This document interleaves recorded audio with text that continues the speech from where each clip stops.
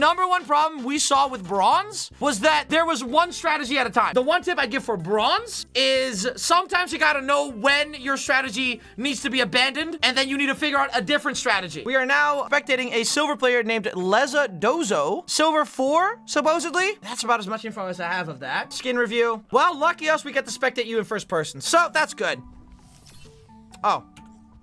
Why would you do this to me? I just said I'm lucky I saw. Okay, so let's see. What are you doing? What's your plan? What's your thinking? What is happening? Why are you doing this? What is this? What is this? Why are you going here? What is happening? Okay, what? Don't do that. Don't do that. Okay, hold up. Whoa. All right, let's take it all one step at a time here. And then you died. So now in 45 seconds, what did you achieve? When you look back, what did you do? What have you done? What did you reasonably achieve by doing this? Let's go at it one step at a time. Let's go at it one step at a time. You walk out, right? Now, your #1 goal as a Sombra is to set up to win the next fight, right? You don't play off of like a long distance headshot or to play it safe. You need to forge that win condition. You need to make it. You need to make it yourself. That is what you do. And you can do that by making the circumstance happen where someone else gets a pick off, sure. But by doing this does nothing. This isn't really anything. So I get if you went on autopilot and then you go for the trap. Don't do that. Your #1 priority is to use your element of surprise to set up as fast as possible, okay? Because the enemy team doesn't know you're on Sombra in the first 20, 30, 40 seconds. So the first 45 seconds of the match, you can use the surprise factor on the concept of a Sombra. And you reveal that you're on Sombra by shooting the trap, which is not your responsibility. And then right here, you're playing in a position where any character in the game would do more impact than you would. Sombra is not good over here at the front line. You're using the virus on a tank off the get-go. If the tank messes up, then it is what it is. But then you grab the health pack, you hack the health pack, that's wasted time. If you grabbed it, sure. If you hacked it, put your hack on cooldown. If the Doomfist went in now, you wouldn't be able to hack him. But that's not the one major whoopsie on hacking health packs. This health pack, hacking this health pack is a mistake. I know I make a meme about hacking health packs. This is a bad hack. If you hack this, boom, they heard it.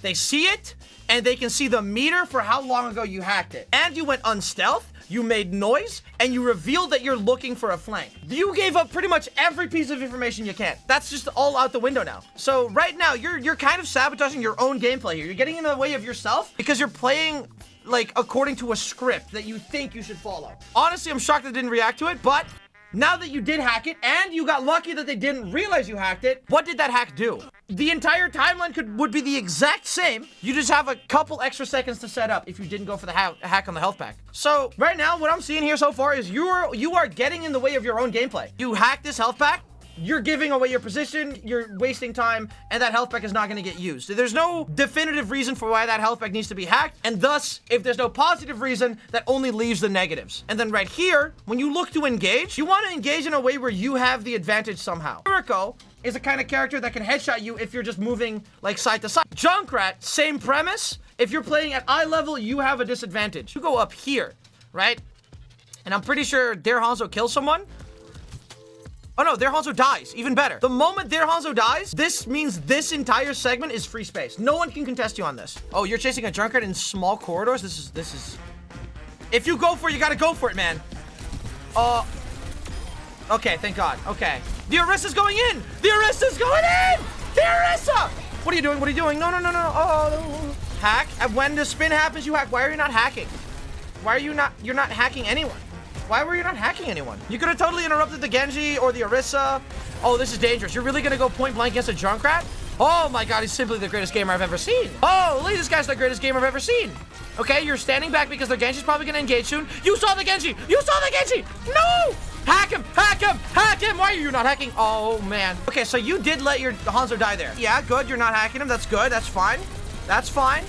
Now you hack him. Yes! I like this! Okay, so you understand the concept of... Oh, my God. So, I do want to point out, you understand the concept of why to hack things. That's good, right? The fact that you're not hacking someone is just taken to a little bit of an extreme. Your threshold for when something is a reason to hack something is a little bit too stiff. You are allowed to hack more. I see that you're actively waiting for the enemy to use an ability to interrupt before you hack. That's good. I like that. This is a Genji player ultimate right here. This is like, this is when your Jimmys get rustled a little bit too hard and you're like, hero time! And then you just like bend 10, boom, and then run in mid. So this is where you kind of got ahead of yourself. I see that you instinctively understand the core way to play Sombra. It's just that it's really rough around the edges. Let's see, okay?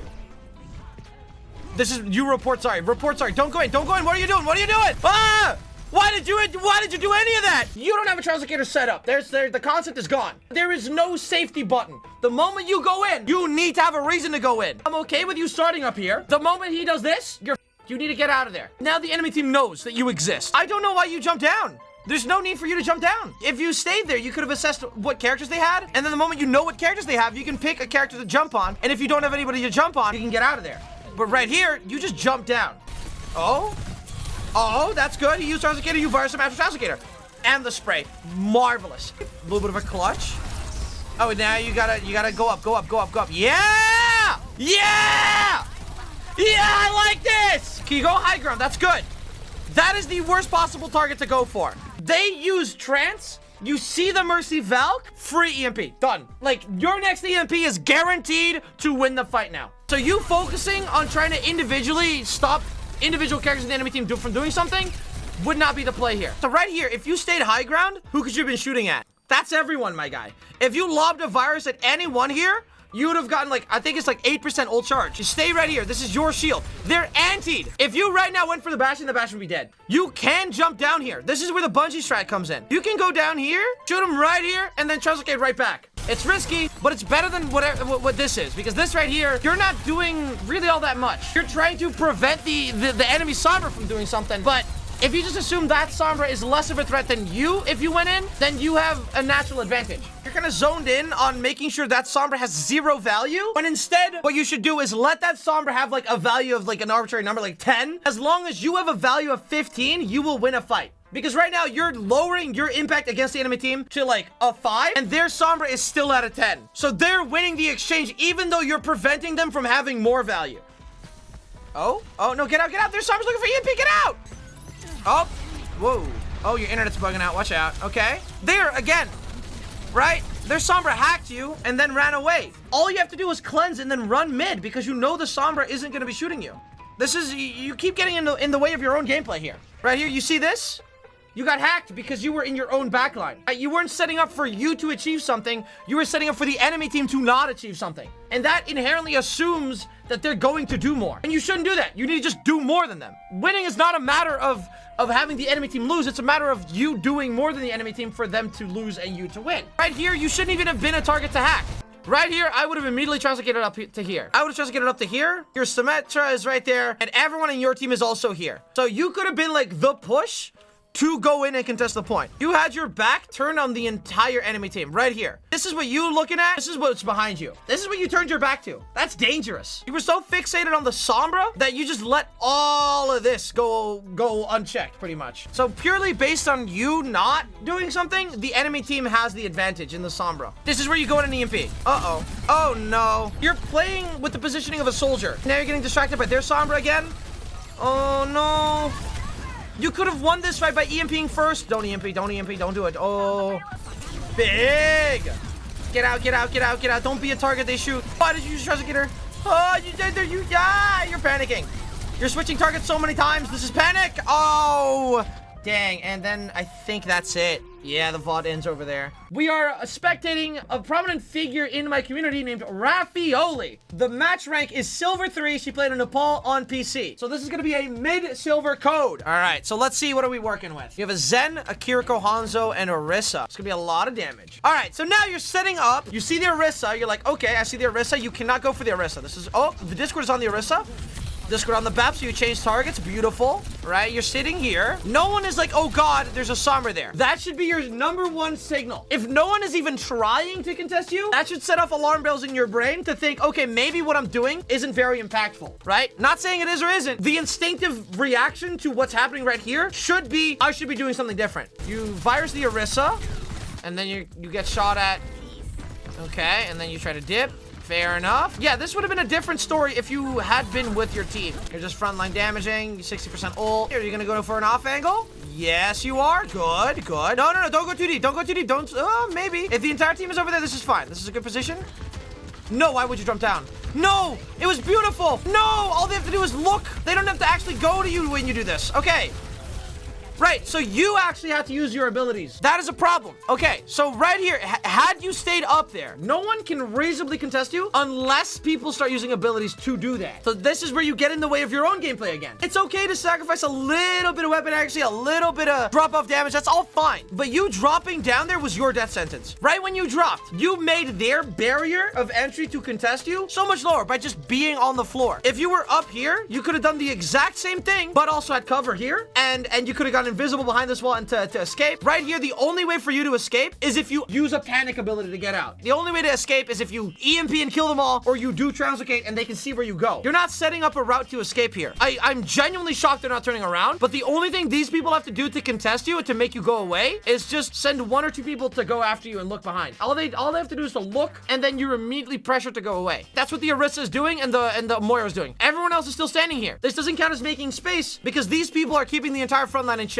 These people are enough to make your team not go in, but they're still allowed to push you out. So you're going for an instantaneous moment of big impact, but if it doesn't work out, you wasted the time. Just entirely wasted. Which is why it's better to stand up on high ground to give them an overarching sense of presence that they're going to have to do something about, because everyone is worse off because of it, right? They can't just delegate 1 or 2 people to pressure you away. So now you go back to high ground, but you could have still been shooting here. You could have still been shooting, and now you re-engage here. And you're half HP, and then you have to translocate away. You prioritizing going for a hard flank is the reason why you lost that. Entire thing, you could have been the victory royale person of had you just been on the high ground, stayed on the high ground, and had an overarching presence in a fight, instead of just one moment where you do something and then the rest of the fight you don't do anything. Had you played it like that, you wouldn't have gotten in your own way, and you would have actually been winning that, I think. Like, fundamentally, I see that you know what you're doing, but just not when, what, and how, I guess. Danger, danger, danger, danger. Oh,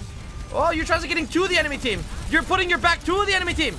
Oh, okay. Oh, look for EMP here. Oh, you should have EMP'd when you saw the 2 supports there. Oh, barely. Okay, they translocated that. Okay.